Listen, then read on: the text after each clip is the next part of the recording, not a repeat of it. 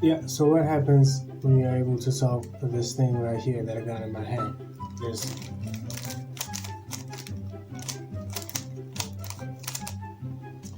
well, I have no idea because I haven't done it before. I haven't solved this Rubik's Cube for various reasons. And this one right here is hard, like hard, really hard.